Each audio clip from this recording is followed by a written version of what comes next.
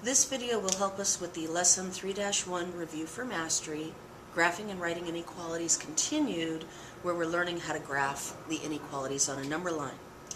So the example is to graph x is less than or equal to 3.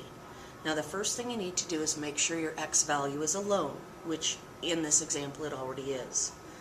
Then we need to find the 3 on the number line, and it says that we need to draw a circle on it. Okay, so here's the 3. You can see the circle. Then you have to decide, should I leave the circle empty or should I fill it in? Notice that the strictly greater than and the strictly less than you leave empty. In other words, you just do an open circle. If it is greater than or equal to or less than or equal to when you do your circle, you fill it in. So let's look. This one has the equal to line as well. So as you can see here, they filled in the circle. Now we have to draw an arrow. Now this set of directions is only true when the letter is on the left-hand side, and that's why as a standard we write the letter on the left-hand side. So if your variable isn't on the left, this next step is backward, okay? So if you have a less than or equal to, you draw your arrow to the left, like this, from the circle. If you have a greater than or equal to, you will draw your arrow to the right, like this. So let's go look. Ours is a less than or equal to, so we should draw our line to the left, and you can see that they made that much darker. Now when I do these, I typically do them up above and draw them like this, because it's really hard to see this line on top of a pencil unless you use a second color. So I recommend for our class you actually do the circle and the line with the arrow either above or below your number line, just to make it easier for the teacher to see. Okay? So now here's a second example. They're giving us the graph and we want to write an inequality. So the first thing you do is you write the variable and the number. Okay, now they put a question mark on their example. I actually would leave it blank. So I would have put the x and I would have put the -4, but I would have left the spot in the middle open. Okay? Now we have to look at the direction of the arrow. Our arrow is going to the right. So remember what they showed us up here? That means it's a greater than or equal to, and that's what they're showing us here. So we know it has to be one of those. Then we have to look at the circle. This one happens to be an open circle, which means that we don't have the equal to line.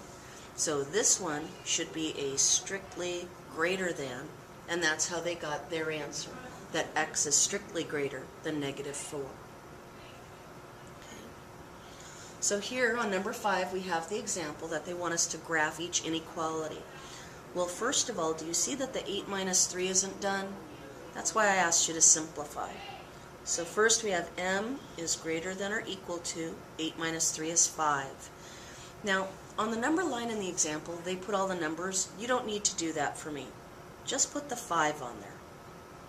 Now look at this symbol. Should he be an open or a filled in circle?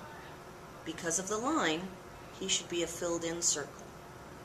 And now look at the inequality symbol. It's pointing this direction. So that's the direction that our arrow goes. And really, we should put the variable x over here to show people that we are graphing the variable x. Whoop! It's an m. I was thinking of our first example. Sorry about that. It's an m. So now let's try number 6.